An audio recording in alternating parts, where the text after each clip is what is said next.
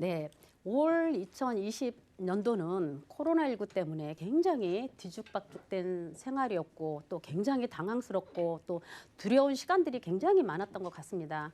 그런 2020년도가 벌써 다 지나가고 또 12월 달 중에서도 벌써 반이나 지나갔어요. 이제 남은 한 보름 정도의 시간이 남아 있습니다.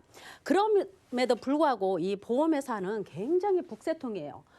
북새통이고 뭐 6.25 때 난리는 난리도 아니다 이런 말까지 나올 정도로 굉장히 바쁩니다. 그만큼 보험회사가 이제 올 마감 때 판매 종료되는 상품도 있다 합니다. 이 판매 종료되는 게 과연 뭘까요? 판매 종료되는 상품은 두 가지 이유가 있어요. 한 가지는 뭐냐?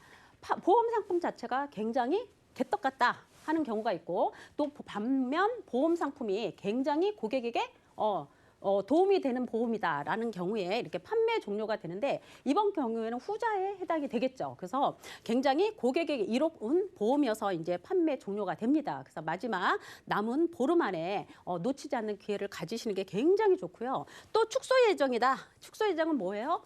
보험회사의 손해율이 굉장히 우려가 되기 때문에 축소하는 거고 보장을 줄이는 거겠죠. 그래서 축소되는 또 담보들이 있습니다. 그래서 판매 종료되거나 축소되는 보험에 대해서 알아보는 시간을 가져보도록 하고요. 마지막으로 이제 남은 시간에 우리 보험 점검하는데 나만은 피해갔으면 하는 그런 치명적인 질병에 대해서 내가 진짜로 내가 그동안 보험 준비를 잘했지만 있는 보험에 하나 더 추가해도 손색이 없는 아니면 내가 보험이 너무 없었을 때 굉장히 놓치기 아까운 그런 알짜배기 보험으로 준비할 수 있는 그런 방법 함께 알아보도록 하겠습니다. 자, 이 12월 이후에는 굉장히 변화가 생겨요. 1월 1일부터 변화가 생기는데 아직 당장은 급하지 않죠. 이제 실손보험이 4세대 실손보험이 출시가 된다고 예정은 되어 있습니다. 근데 이 실손보험은 바로 1월 1일부터 변하는 건 아니에요. 이제 그동안 나왔던 게 이제 1세대, 2세대, 3세대 그리고 4세대 실손보험으로 변화가 되는데 우리가 이게 4세대 실손이 뭐냐 하고 또 궁금해 하시는 분들 계시잖아요. 자, 1세대는 어떤 거였을까요? 입원 기준으로 보면 병원에 입원했을 때 100% 다 해주는 게 바로 1세대 보험이에요. 1세대 보험. 그리고 이제 또 보험회사가 손해율이 걱정됐기 때문에 그다음 바뀐 게 바로 2세대인데 2세대는 어떻게 해요? 병원에 입원하게 되면 90%까지 보장을 해주겠다 하고 바뀐 거예요. 그죠? 그리고 3세대 실손은 어떻게 해요? 3세대 실손은 본인 부담금, 입원했을 때 비급여가 본인 부담금이 20%까지 늘었죠. 그래서 입원했을 때 비급여가 80%인데 여기 어떻게 해요? 특약이 3개가 따로 빠졌어요. 어떤 특약이 빠졌냐? 비급여, 체충격파, 도수치료 아니면 MRI라든가 어떤 주사치료 이렇게 특약이 빠졌어요. 그럼에도 불구하고 일부 많은 병원들이 이 실손보험을 토대로 해서 너무나 지나친 과잉진료를 하더라. 그래서 보험회사의 손해율이 굉장히 많고 반면에 고객들이 그 인상된 보험료에 폭탄을 다 맞고 있다더라. 그래서 이제 4세대 보험이 출시가 됩니다. 4세대 보험 출시는 어떻게 되냐면 기존에 우리 3세대까지는 현재 갖고 있는 3세대까지는 괜찮아요. 왜요? 1, 2세대 때 실손 보험은 어떻게 해요? 처음 가입하면서 보험 만기 때까지 내 보장의 혜택을 누릴 수가 있었지만 지금 현재 판매되고 있는 3세대 실손은 15년에 한 번씩 어떻게 해요? 보험회사가 칼자루를 쥐고 있었죠. 그런데 지금 4세대는 어떻게 해요? 15년에서 5년으로 바뀝니다. 5년으로 바뀌고 본인 부담금도 더 늘어요. 그래서 만약에 내가 기존에 너무 보험료 인상이 되는 좋은 실손보험을 갖고 있지만 내가 너무 건강해. 근데 보험료가 너무 인상되는 게 두렵다라고 생각하시는 분들은 지금 현재 3세대 실손으로 전환을 하셔도 괜찮다라는 생각을 해봅니다. 그래서 아직은 시간이 있어서 이렇게 4세대 실손 출시되기 전까지는 아직 생각할 수 있는 시간이 있기 때문에 전환할 수 있는 방법을 고민해 보셔도 괜찮을 것 같고요. 자, 1월 1일부터는 이제 판매가 종료되는 게 바로 무해지 보험이에요. 무해지 보험. 가성비도 좋고 저렴해서 많은 분들이 가입을 하지만 왜 판매가 종료되겠어요? 내가 잘 알고 준비를 하면 굉장히 나한테 좋은 보험이에요. 왜? 보험료가 20, 30%씩 저렴하기 때문에 굉장히 좋은 보험이지만 무해지죠. 무해지. 무해지라는 건 뭐예요? 납입 기간 안에 해지하면 해지 환급금을 한 푼도 주지 않겠다. 다만 납입 기간이 끝나면 환급률이 굉장히 원금 이상으로 올라갑니다. 그래서 이 무해지 보험은 고객님들이 고객님 자신한테 이로운 것만 생각을 해요. 이거는 납입 기간이 끝나면 거의 저축성이야. 환급률이 굉장히 높아. 이렇게 해서 저축성 보험으로 오인할 수도 있는 게 바로 또 무해지 보험이에요. 근데 무해지 보험인데 20년 안에 해지하면 환급금이 하나도 없어요. 그런데 고객님들은 좋은 것만 들으려고 하시잖아요. 그러다 보니까 만약에 한 10년, 15년 넣다가 내가 부득이하게 이 보험을 해지했을 때 굉장히 많은 보험료가 납입되었음에도 불구하고 해지 환급금이 하나도 없다. 그래서 굉장히 민원의 소지가 우려되는 상품이기도 해요. 그래서 이게 이제 무해지 상품이 2년 반 정도 출시가 됐는데 굉장히 길게 온 거예요. 이렇게 오랫동안 오지 않을 거라 생각했는데 드디어 종료가 됩니다. 그래서 이번에는 1월 1일부터는 이 무해지 상품이 굉장히 종료가 돼요. 그래서 요 저렴하고 가성비 좋게 준비하실 분들은 이 시간 또 놓치면 안 되겠다 하는 생각을 해봅니다.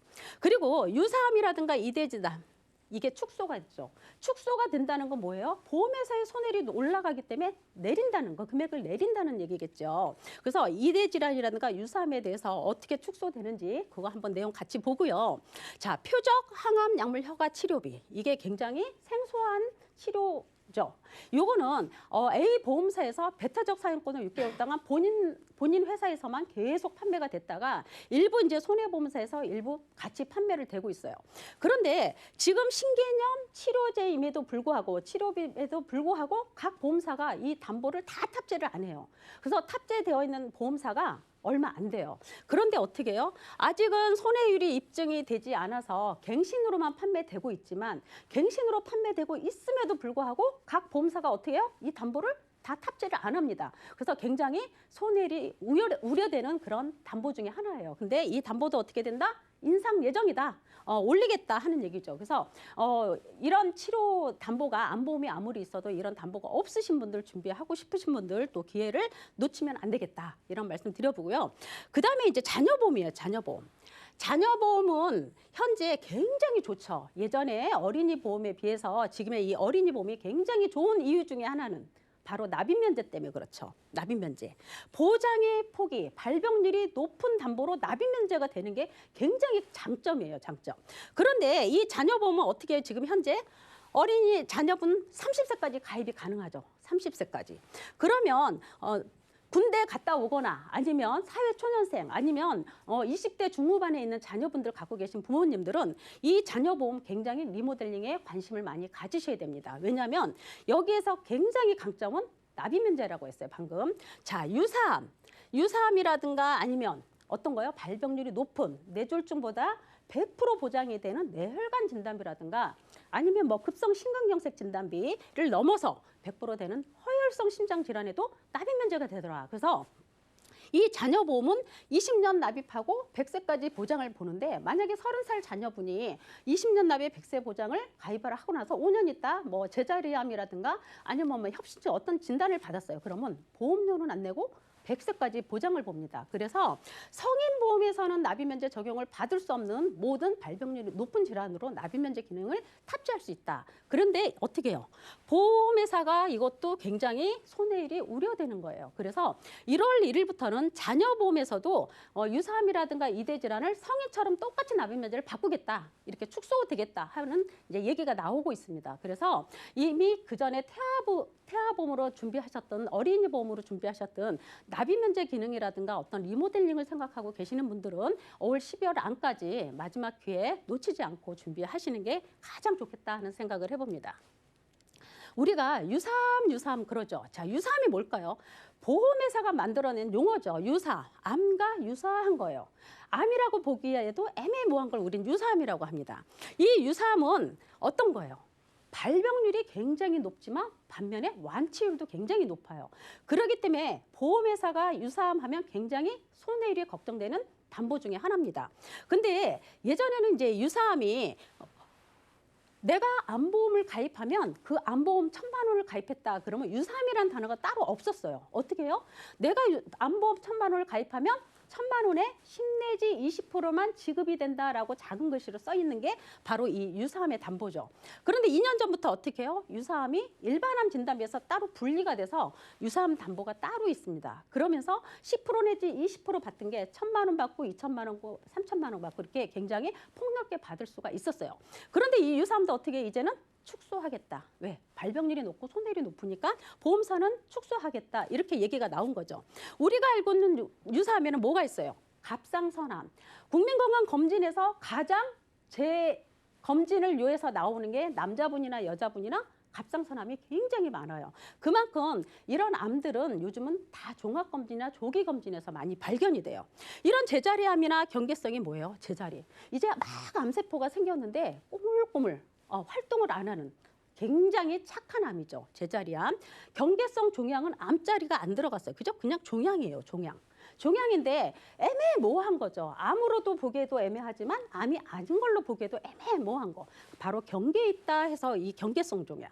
그리고 피부암은 뭐예요? 그냥 눈으로 보여져요. 얼굴이나 팔이나 이런 쪽에 종기가 하나 생겼네. 피부과 가서 치료받다가 안 돼서 큰 병원 가면 이게 뭐다? 피부암이다. 그래서 이 네 가지 이 암에 대해서는 굉장히 발병률이 높기 때문에 굉장히 우리가 암보험을 준비할 때 유사암은 이제는 필수적으로 챙겨가야 된다. 왜?